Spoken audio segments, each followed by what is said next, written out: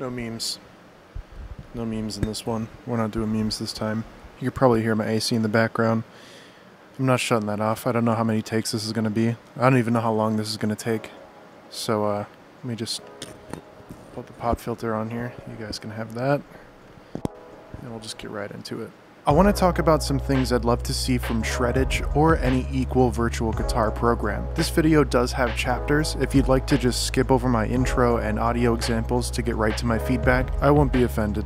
Right now, Shreddage Hydra is the best virtual guitar for rock and metal that I've heard. I will admit I prefer the tone of Shreddage Jupiter more than Shreddage Hydra, but it's strictly a preference. I prefer the clarity of the lower notes on a 7-string, but the features Shreddage Hydra has built into it and all of the samples are just top-notch in crafting that realistic guitar sound. Impact Soundworks does make the best virtual guitars in my opinion. In this hypothetical scenario, I'm not opposed to a company taking what Impact Soundworks has done and expanding on it. However, my feedback is directed towards the Shreddage products since that's what I have the most positive experience with. This isn't going to be a hate video and I don't want my feedback to come across as negative. I think that what we have now is great and I'm excited to hear what comes next. These are my thoughts and ideas based on my personal experiences with Shreddage. Before I get into those, I want you to hear where I'm coming from. I'm going to play some examples of my work with Shreddage Hydra and Jupiter so you understand the level I'm programming at, along with the style of music that I'm writing.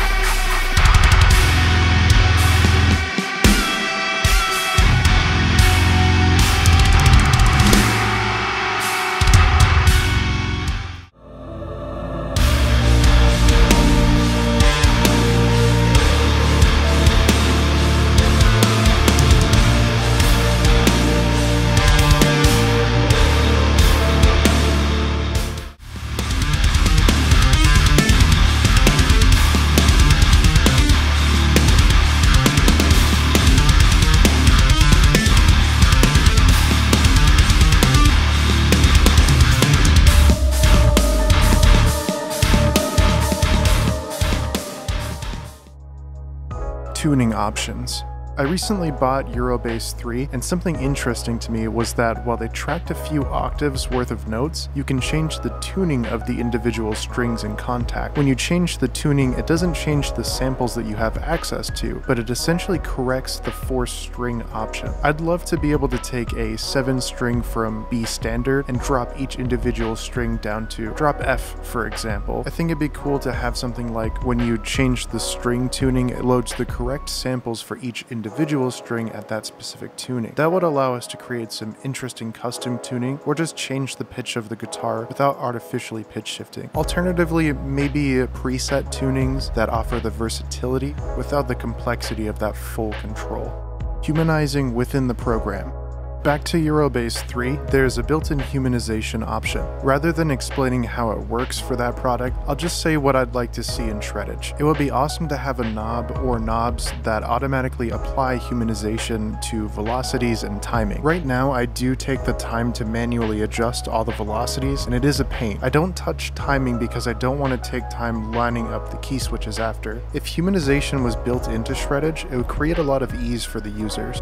A more DI-focused release or version I've seen it more with virtual bass instruments than anything, but some companies offer versions of their products that are DI only, or you can pay a bit more money for processed samples. I personally have never used the amps or presets in Shreddage. I strictly take the DI. If I could trade out all that extra stuff for more raw samples and features, I'd gladly pay full price, even though it's just raw guitar samples, because the company would be taking more time to record more samples or have more features for the raw guitar rather than spending time tweaking the amps and creating presets for those.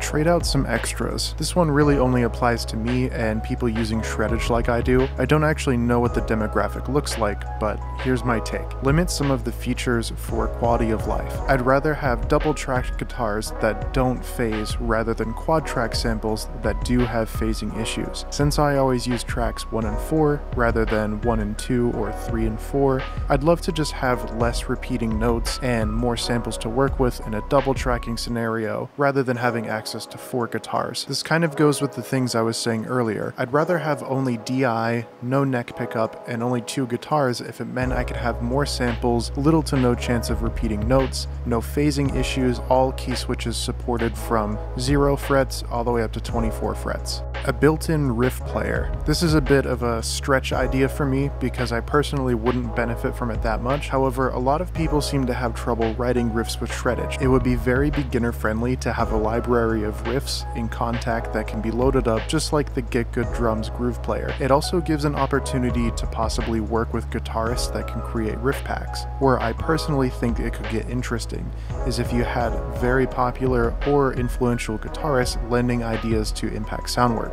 And then we get riff packs where there's one-to-one recreations of a bunch of someone's riffs. While I'm fairly proficient with programming, there's plenty of chord progressions and techniques that guitar players use that I actually don't even understand how to play on the real guitar, let alone program it. So to have something where I can see it already programmed for me would spark a lot of really interesting ideas. Thanks for taking the time to listen to this video or watch this video if for some reason you thought the visual aspect was interesting. I appreciate you taking the time regardless. Those are some ideas I have for the future of virtual guitars.